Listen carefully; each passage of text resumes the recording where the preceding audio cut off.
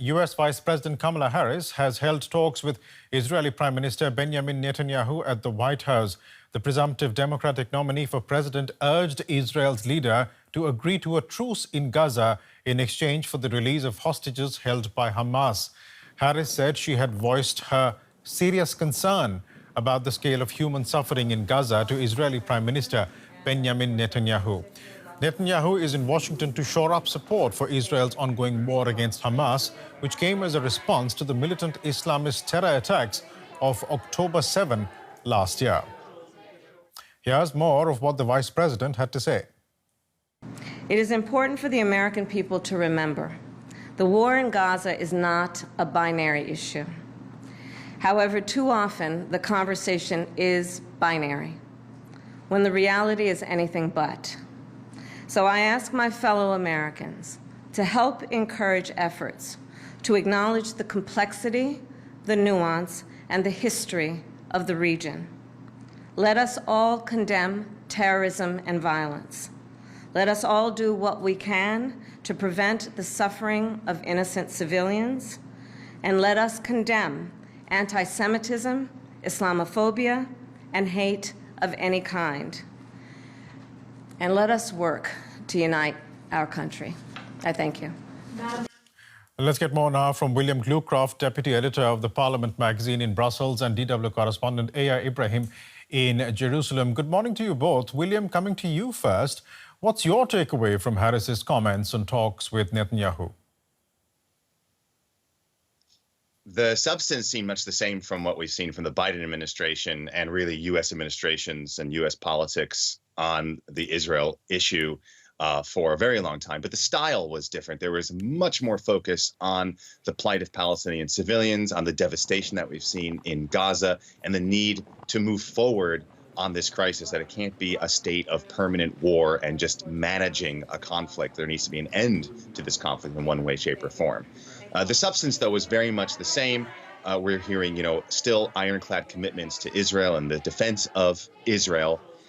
So really the question just is, how much does the style count? How many points do you give for the style over the substance? And that's something we're going to have to see in the weeks and months ahead. And of course, depending what actually happens with Kamala Harris's campaign and if she can actually pull off a win in November. Aya, how is the Prime Minister's visit playing out in Israel?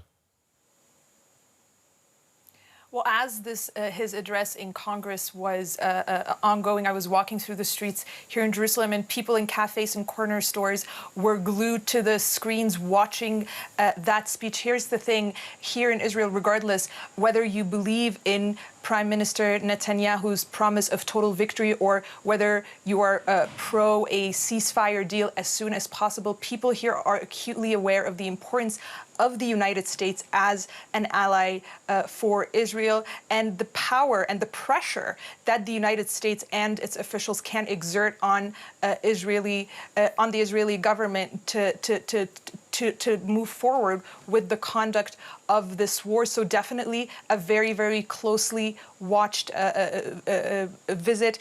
We've heard from families of hostages who want American officials, the president and the vice president, to use their influence to try and get this deal done, as the vice president just said there, while there are others who are a bit more closer to the demands of what Prime Minister Netanyahu, that Prime Minister Netanyahu made in Congress, namely to give more weapons and to, according to him, get the job done faster.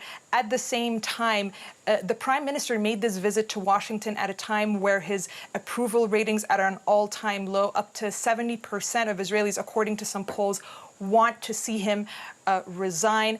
And he was really at ease and in his element giving that address in Congress, getting that applaud. That's not something that he gets here in Israel. So he also used that visit to try to play to his own audience and to his supporters here, to show them that in Washington, with Israel's biggest ally, he's still someone who's very well connected and can speak to officials in a way that they will listen and even give a standing ovation.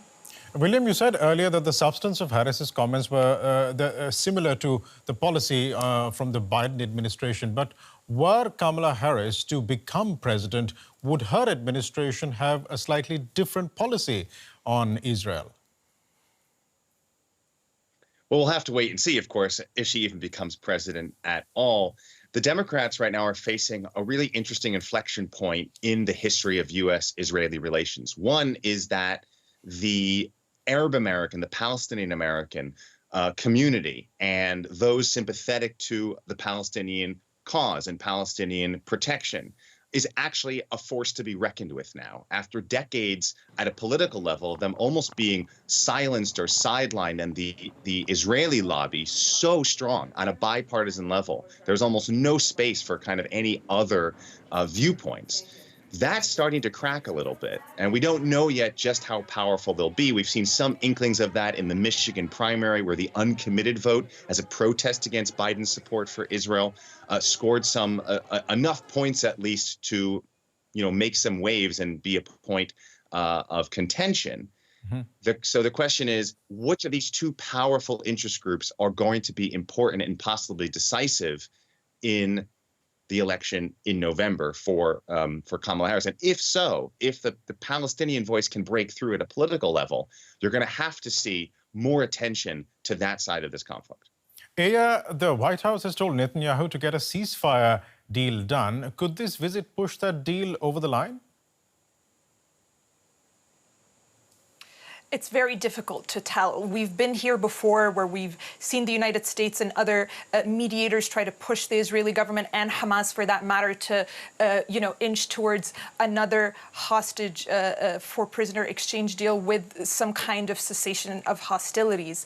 So it's difficult to tell, but certainly the negotiations were set to start in Doha this week. There was an Israeli delegation that was supposed to fly to Doha yesterday, but according to Israeli media reports, the Prime Minister Netanyahu asked them to delay their departure, hoping because he wanted to speak to the president and the vice president before they could travel and start the negotiations. And that's being heavily criticized here by families of hostages and their allies, who say that the negotiations should by no means be a political trip for the prime minister to play during his visit in Washington, and that delegation should have already been on its way.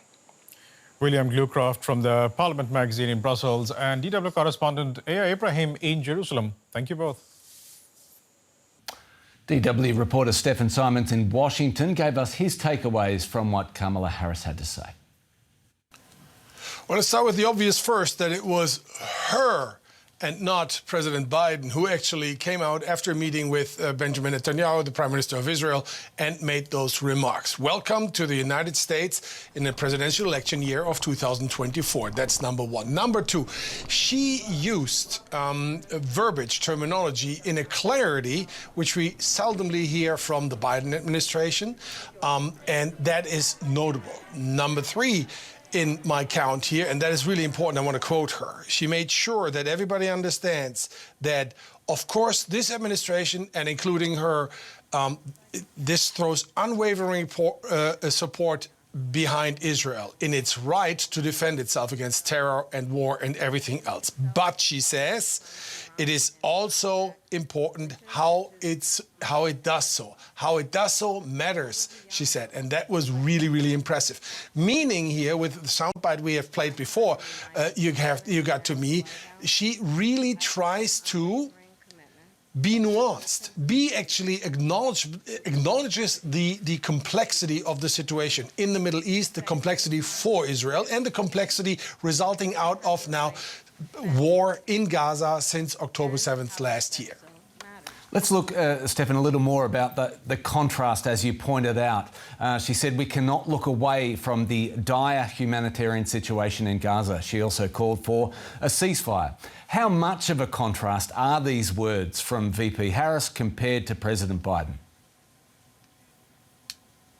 Well, I have to tell you the truth. I think this is what President Joe Biden and other administration officials tell Benjamin Netanyahu or other administration officials from Israel behind closed doors. But that open now, at this time, this was Kamala Harris first coming out as presidential candidate on a foreign policy issue in that regard.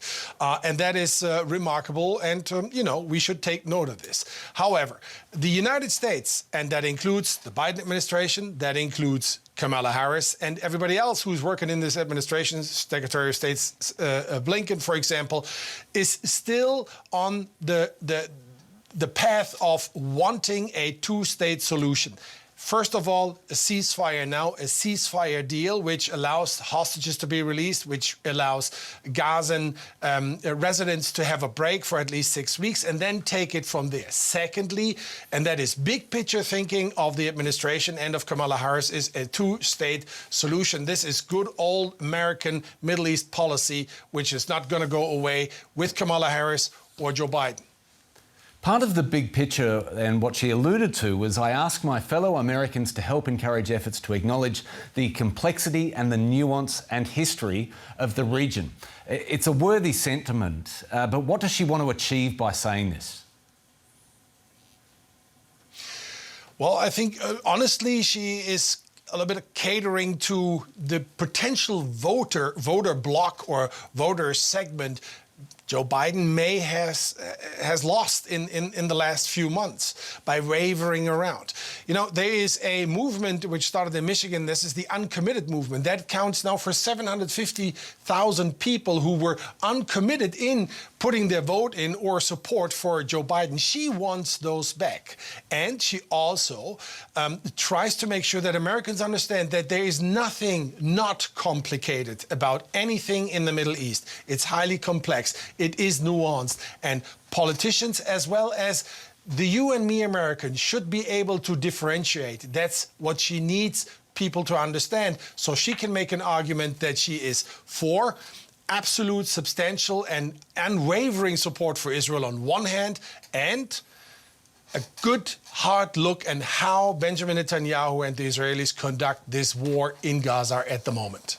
DW reporter Stephen Simons in Washington, D.C. Thank you so much.